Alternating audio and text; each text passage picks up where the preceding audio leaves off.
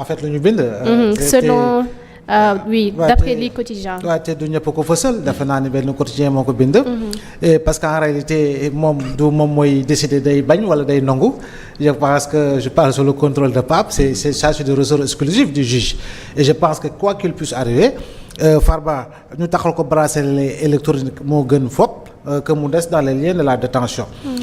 Quoi qu'il puisse se passer dans cette affaire là dañ koy nu mu koy faral di waxee. Autant de millions yoo xam ne c'est à travers le rapport de la cellule nationale de traitement des informations financières du CENTIF ne voudrait pas dire qu'il est coupable comme toute autre personne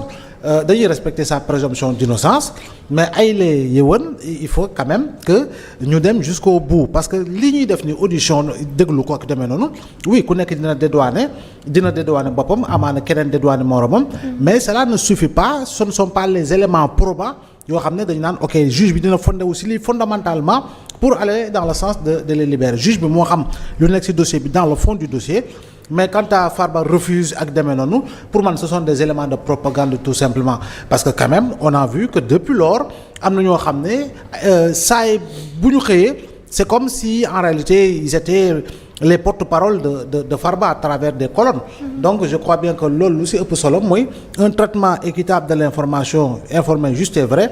par rapport li avocat yi jukki andi ko wax ko avocat yi sax même bu ñu ko waxee on saura que ni effectivement loolu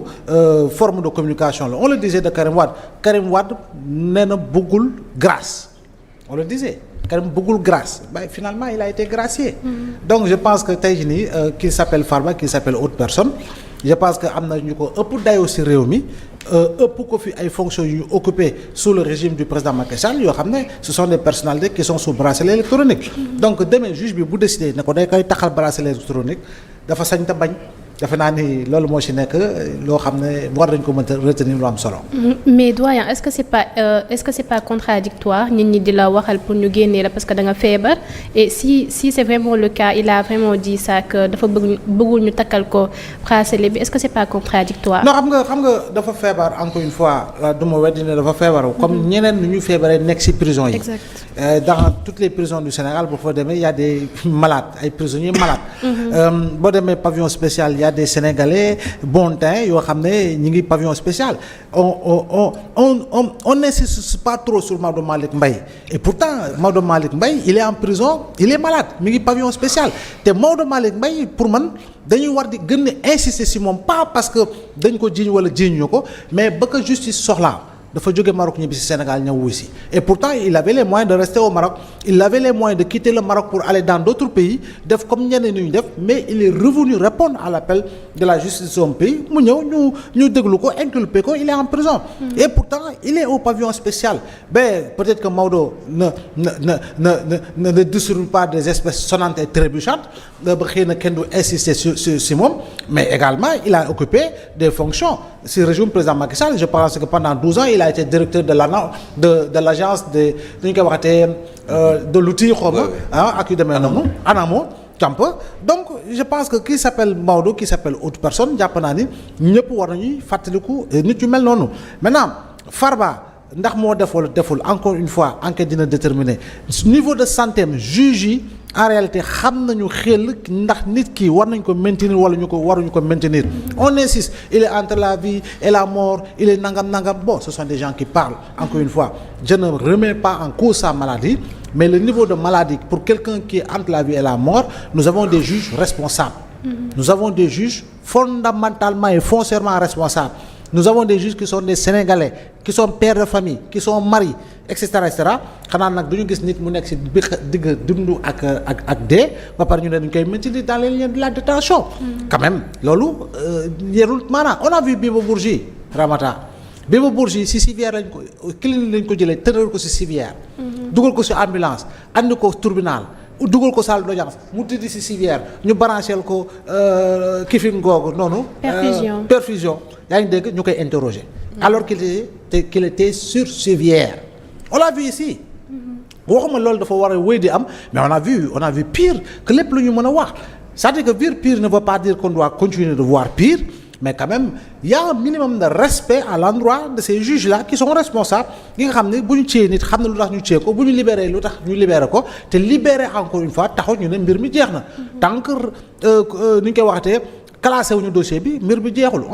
suba war nañoo mën a dem procès man ce que je dis mooy que l'on accélère les processus pour aller vers la tenue des procès afin que ñu situer les responsables ku nekk xam foofu féete. Merci beaucoup doyen alors Pape ces avocats dañoo war a introduire benn nouvelle demande de libération de liberté provisoire aujourd'hui et ñi ngi annoncé qu'il sera bientôt libre. waaw d'abord di leeral ni li amoon mooy audition sur le fond. donc boobu moo doon ñaareelu yoon bi ñu ko doon déglu audition sur le fond nag pour ñu ko xamul mooy dañ lay déglu ci tuuma yi ñu lay toppee parce que première fois bi booy ñëw juge bi di la inculpé boobu dañ lay laaj ndax li ñu lay toppee yaa ko def waa wala déet oui ou non. donc foofu noonu après nga ñu daal di inculpé nga dem ko sa maintenant audition sur le fond nag mooy occasion bi nga xam ne vraiment dañ lay permettre déglu la en profondeur nga mën a justifier toutes les accusations indi preuve yi nga mën a indi ak yeneen yi nga xamante ne moom moo am donc loolu su amee ba pare nag après say avocat ci la ñuy am possibilité pour defal la li nga xam ne moom mooy audition sur le fond alors avocats yi nag xam nga loi bi moom li mu wax c'est très clair la liberté provisoire peut être demandée à toutes les étapes de la procédure moo tax le plus souvent à chaque fois nit suñ ko defalee audition de fond rek avocat yi dañuy demander li nga xam ne moom mooy liberté provisoire alors ñaari mbir yi ma ci bëggoon dolli mooy lu jëm ci wàllum bracelet électronique dafa am particularité par rapport ak yeneen mesures de libération yi comme par exemple liberté provisoire ak li nga xam ne moom mooy contrôle judiciaire bracelet électronique en fait yow mi ñu koy takkal il faut nga d'accord ci pour que ñu soog la ko takkal waaw parce que man jaar naa prison comme les autres détenus politiques j'ai vu des personnes yoo xam ne dañ leen ko proposer ñu bañ ñu bàyyi leen ñu tagaat ci kaso bi c'est-à-dire que bokkul ak mesures yi nga xam ne dañ lay ñëw forcer ko c'est maanaam c'est à l'appréciation de la personne il faut que nit ki accepter ko boo ko accepter nag ci lañ lay soog a takkal li nga xam ne moom mooy bracelet soo bëggul bracelet ñu bàyyi la nga toogaat fa li nga xam ne moom mooy prison alors c'est en tout cas bu fekkente ne lu jëm ci libération Farba Ngom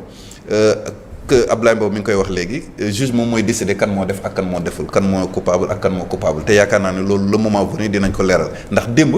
du woon jour bi ñu war a setalee Farba Ngom c'était juste audition sur le fond du woon jour bi ñu ko war a àttee du jour boobu la juge bi waroon décider ndax dañ koy libérer wala kii mais man dama jàpp ne dafa am loo xam ne dafa ñaaw ci gisin man je ne peux pas comprendre nit ku feebar il y a 2 rapports médicaux yi wax ni kii dafa feebar di wér-gu-yaramam may ko mu nekk ci kaso bi ñu continuer di ko bàyyi ci kaso bi on a ordonné 2 expertises yëpp ni Farba Ngom dafa feebar état de santé may ko mu nekk ci kaso bi malgré tout il est maintenu en prison donc léegi rapport yooyu lan la doon jëriñ bu fekkente ni jël nañu ñaari médecin ñaar ñëpp ni kii wér-gu-yaramam may ko nu ñu continuer tey ko ci kaso bi rapport lan la doon jëriñ kon jëriñ war ñu koy santaane bu dee bu ñëwee duñ ci tirer benn conclusion lan lañ ko doon doyee donc vraiment loolu dafa nekk loo xamante ne dafa am image yi nga xam ne rafetul ci gisin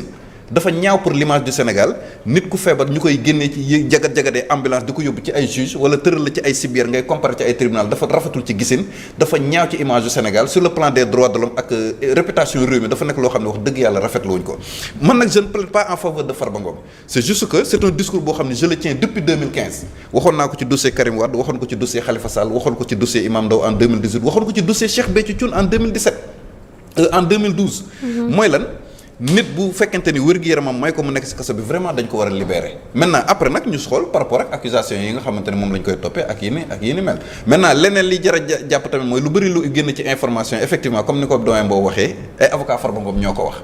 léegi nag on attend de voir l'autre partie lan mooy li nga xamante ni moom mooy son de cloche bi mais d'après daal secret audition yi nga xamante ne wax nañ ko moom dafa daal di weddi lépp tuuma lépp waaw man daal neew ma justice moom li may faral di wax rek xaalisu askan wi moom amul secret gox ki rek ku ko lekk dañ laa war a topp da nga koo war a leeral mais tamit man damaa jàpp ne la santé avant la justice nit ki bu fekkente ni vraiment wér-gu-yaramam may ko mu nekk ci kaso bi eh bien dañ ko war a bàyyi ba saa yu wéree rek mu daal di ñëwaat janoo ak ñi nga xamante ne ñoom ñoo ko war a àtte de toute façon suñ ko defalee nit ki du rëcc du daw du dem fenn la preuve am na ñeneen ñu topp ci reddition des comptes ils sont en liberté ils sont pas en prison Ismaïla Madior Fall il n'est pas en prison Mansour Faye libéré nañ ko Aïssatou Sophie Gladima il est en liberté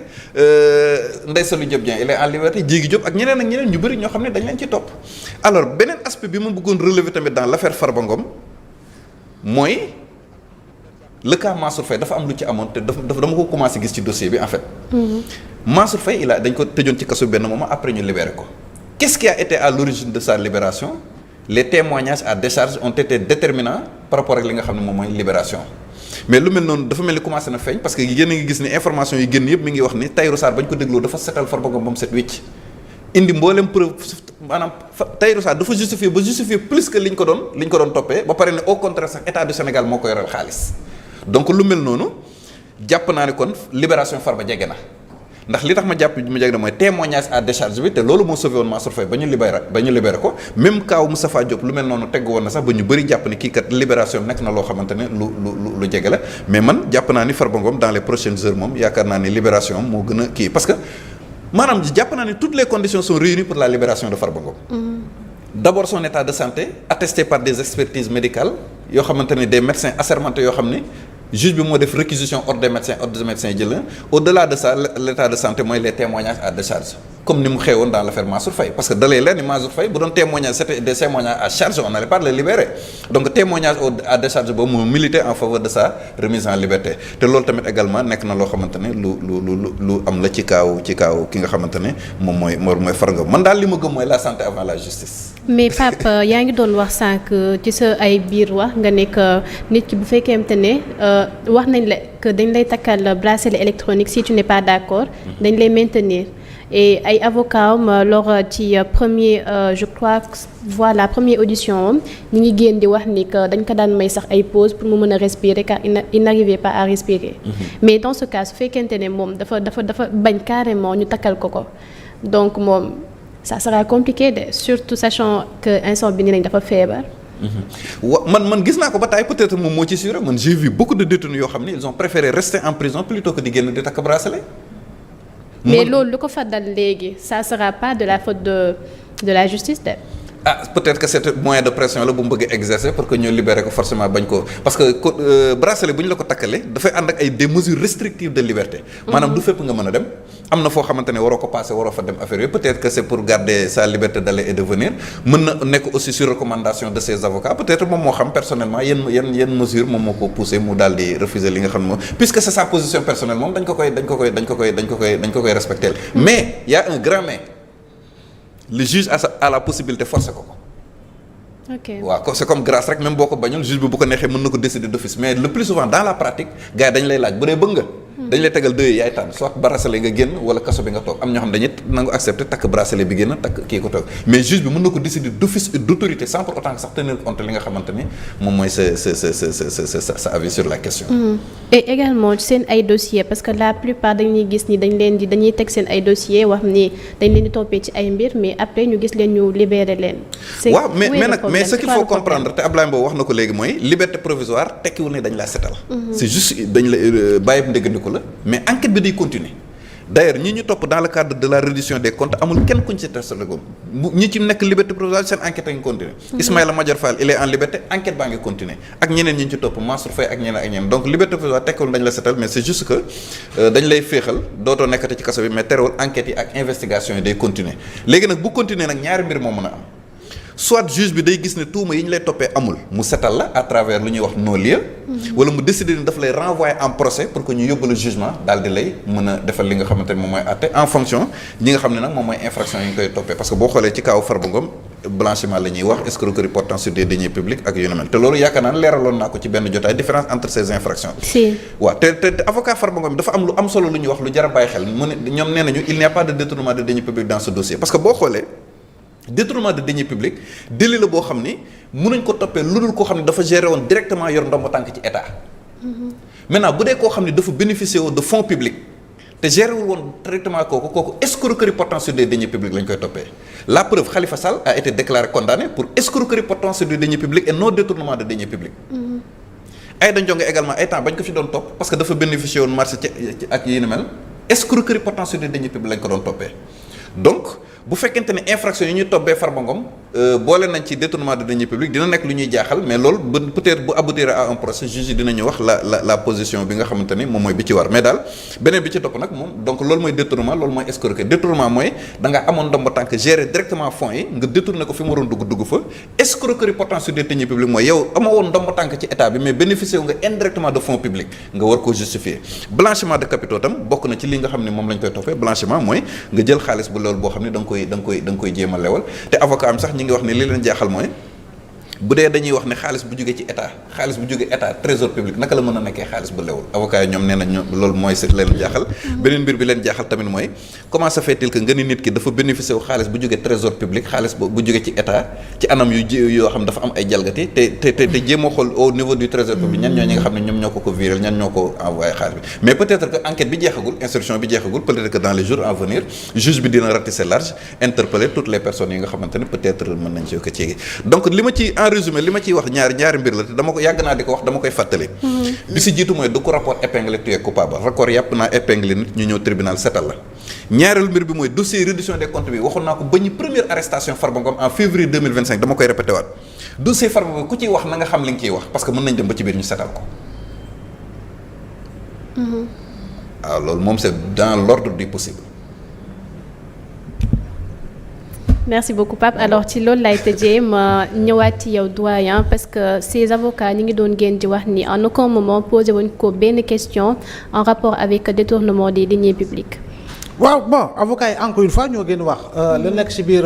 bañ koy entendre dans le fond mënuma koo xam te avocat également il est là pour défendre son client donc am na une certaine mesure par rapport ak li nga xam moo di communication yi nga xam ne dañ koy def maintenant détournement de deniers publics comme ni ñu ko waxee oui escroquerie sur les deniers publics oui mais encore une fois damay fàttali ni rapport yi concerné Tahirou Sarr Farba Ngom ce ne sont pas des rapports de la Cour des comptes ou nangam je rappelle que c'est des rapports de la CENTIF. CENTIF nag la muy liggéey ci wàllu liggéeyam yaatu na par rapport ak ñi nga xam ne ñoo di ay interlocuteurs am te interlocuteur u CENTIF dafa nekk champ bu yaatu boo xam ne moo xam agence immobilière moo xam ñuy def courtage la moo xam ñuy def ay jaay métaux précieux et cetera donc li CENTIF di liggéey dafa bari te booy xool diggante 2023 2024 da nga gis ni li nga xam ne moo di déclaration de soupçons yi maanaam lu ñu boole jëm ci CENTIF pratiquement dafa majoré de plus de 60% diggante 2023 ak 2024 donc ñu njort ni ci période boobu am na lu bari loo xam ne leerutu woon loo xam ne effectivement ci alal goo ay nit yu doon jot yoo xam ne effectivement CENTIF def na ci l'enquête maintenant comme on le dit oui je suis d'accord nit ñu tudd la ci rapport taxul ñu ne la effectivement tu es coupable parce que mun na nekk vice de procédure même par rapport à des passations de marché et tout ñu gis ni leeru ñu tudd la ci rapport et cetera ak yeneen yoo xam ne mën nañ la tudd ci rapport maintenant on le dit et on le répète rapport CENTIF comme tey nu ngay déggee kii nga xam ne moo di Tahirou Sarr di dégg kii nga xam ne moo di Farba Ngom rapport CENTIF boobu moo tudd Amadou Sall rapport CENTIF boobu moo tudd doomu Amadou Ba rapport CENTIF boobu moo tudd Serigne Djili Mbacké xawma rapport CENTIF boobu moo tudd kii nga xam moo di Wally Seck et cetera donc ay rapport la yoo xam ne amaana ñi ngi jëm ci exploitation bi te itam rapport yooyu c'est des rapports qui datent du régime du président Macky Sall et non pas du régime du président du régime actuel kon rapport yooyu waroon nañ ko exploiter sax depuis lors pour xam effectivement lan la parce que CENTIF lu mu def ci liggéey bi tudd Tahirou Sarr CENTIF lu mu def ci liggéey bi tudd Farba Ngom jamono jooju président Macky Sall moo fi nekkoon kii nga xam moo di président de la République tey ay la yoon rapport CENTIF bu defee rapport yaa ngi dégg jébbal na ko kii nga xam ne mooy toppaate jébbal na ko kii nga xam ne moo di juge d'instruction bi donc fan la mbir bi tàggatémbe woon ba nga xam ne defuñu li nga xam ne mooy liggéey bi nga xam ne malheureusement régime bi moo koy mujj hérité war ko mën a liggéey alors qu'en réalité on pouvait passer à autre chose depuis fort longtemps bu fekkoon ñu tel nañu instruire li nga xam ne moo di rapport yi maintenant comme on le dit contestation sérieuse Mansour Faye def na ko ñi nga xam ne ñoo la ñu doon wax affaire jëndum ceeb bi dañu doon wax ni effectivement Cour des comptes am na lu mu teniruloon en compte suite à la sortie de Aminata Assome Diatta ancienne ministre du commerce jëm si li nga xam ne moo di wàllu prix yu ceeb yi ñooñu ñëpp jox nañ leen daanaka defal nañ leen nool maanaam ñu importateur de riz yi mais Mansour Faye dossier am ba tey jeexagul il est en liberté provisoire mais mun nañ ko xëy suba ñu ne classé nañu dossier bi suba tam mun nañ ko woo li nga xam ne moo di procès Farba Ngom également même buñ ko libéré itamit cela ne voudra pas dire j'avais d'emblée peut-être laa wax que ni dossier boobu classé nañ ko mun nañ ko libéré et puis suba tamit ñu jëm si li nga xam moo di procès comme je l'ai dit rek cee nit ay 6 mois 8 mois man yàgg naa ko wax loolu la ñu war a mën a changer pour que bu ñu la ceewee très rapidement enquêtes yi ñu war a mën a dem procès nga mën a taxaw xam fan nga féete ndax yaa def wala defoo maintenant muy Farba muy keneen moi je n'ai pas de problème personnellement pour ñu ne nit ki bàyyi nañ ko wala bàyyiwuñu ko parce que nit ay la yëwal boo sañoon képp ku ñu war a mën a topp su amee toutes les garanties de représentation ay la yëwal xamul jarul nga koy yóbbu prison parce que il a pignon sur rue à Dakar xam nga ko nangam mun nga créer toutes les conditions yaa ngi dégg pour bu ñu yeggee ci cappaandaw ga mu war a ñëw wuyu si war nañu mën a sax dem ba instaurer le système anglo-saxon bi nga xam ne effectivement sur la base de caution dañ lay woo nga fay caution après ñu bàyyi la ba jour procès ñu daal di lay woo donc war nañu mën a yegg ci loolu pour effectivement wane ni prison ce n'est pas seulement def nga rek tudd nañ la quel que soit par ailleurs le délit rek effectivement mandat de dépôt man je pense que yooyu yëpp war nañ koo xoolaat mais l'un dans l'autre qu'il s'appelle Farba qu'il s'appelle Doudou qui s'appelle Fatou ce n'est pas le plus important mooy la tax ñu topp la ndax am na wala amut donc ce ne sont pas les noms ou prénoms qui sont importants ce ne sont pas les fonctions yi nga occupé démb moo am importance mais est-ce que alalu askan wi alalu Sénégal da nga bokk ci ñu ko jël su dee waaw la juge bi ne waaw la bu nee déet la juge bi ne déet la ñëpp siiwal ko et puis ñu nga xam foo féete je pense que loolu moo ci am solo ci li nga xam ne mooy principe sacro-saint de reddition véritablement des comptes pour ñu xam ne dërëmu Sénégal du lu ñu war a mën a foowee képp ku ci laal ñaar dërëm dañ la war a topp néew ma nag ñi ñu jàppagum ñoom ñoo ko jël mais dañoo njortu ni dañ ko jël se basant sur des rapports léegi nag enquête moo koy leeral juge bi ñëw àtte pour ñu xam effectivement fu ñooñu féete. Mais doyen pour finir côté boobu comment on peut éviter jël nit mettre ko en détention des mois et des mois pour ensuite génne ko ne voilà liberté provisoire ou bracelet électronique. Non, faut que ñu def les réformes nécessairement il faut qu'il y ait des réformes quoi parce que def nañu assise de la justice boobu ba léegi ñu ngi xaar mais je pense qu'il faut aller dans le sens de faire des réformes parce que fii dafa am ni ay délits yoo xam ne daanaka bu ko procureur visé rek daanaka lu siy topp juge bi il a les mains liées. da ngay dem fi nga xam ne moo di mandat de dépôt te jàpp naa ne loolu dafa war a soppeeku. parce que comme je l'ai dit gis nañu yàggul tuuti entre 2021 et 2024 le nombre de jeunes yoo xam ne pour véritablement des non en fait je veux pas dire le mot quoi voilà pour rien effectivement yóbbu nañu la mandat de dépôt. Donc il faut ñu changer il faut que ñu instaurer le juge des libertés et de la détention bi nga xam ne effectivement mën na fexe ba nga xam ne mandat de dépôt systématique yi dina mën a wàññeeku bu baax. Maintenant code pénal bi tam il faut ñu réviser ko code de procédure pénale bi foog ñu réviser ko parce que il y a des lois. ko ñu ko waxatee nappale woon ñenn yoo xam ne effectivement dépassé nañ ko depuis. am na yoo xam ne ba léegi yow bu ñu la nee corruption de la jeunesse juristes yi gën a mag fàttewoon nañu ni loolu am na ci code pénal bi il a fallu que ñu dem jeexi ko génne ko ci code pénal bi pour mën ko toppee nit donc dafa am ay délits yoo xam ne ay jamono yu Louis XIV la ay jamono Marie-Antoinette à la comme la coiffure de truc là. donc dafa war a changer dafa war a soppeeku ñu war ko gën a adapté par rapport à nos réalités mais avec des lois tropicalisées je dis bien nos lois yu si bari dañ ko war a tropicaliser c'est-à-dire que basé sur nos propres réalités basé sur nos principes fondamentaux parce que yu bari copier-coller la dañoo dem jëli lu bari ci France ak yu demee noonu daanaka moo nekk suñu code de procédure pénale moo nekk suñu code pénal alors qu'en réalité lu bari war nañ ko changer mais je dis encore une fois koo muntu doon à part crime yenn façon crime yi mais je dis encore une fois dañ lay toppee 5000 francs wala benn juin et puis tëf mandat de dépôt jàpp naa ne loolu war nañ ko mën a soppar ñi pour que nit ki ak lu ñu la mën di toppee nga ñu def garantie yoo xam ne di nga mën a nekk fu ñu la saa bu ñu la soxlaa woo la ba pare nga war a mën nekk en liberté en attendant nga ñu lay woo si li nga xam ne moo soxal mbir yooyu même su fekkee ni ñenn ñi dañ lay naan ay destruction de preuve ak ay nangam sangam mais je dis que l'État est assez fort pour encadrer tout ça. Merci beaucoup doyen alors ñu jàll ci beneen point bi je vais toujours rester avec vous ci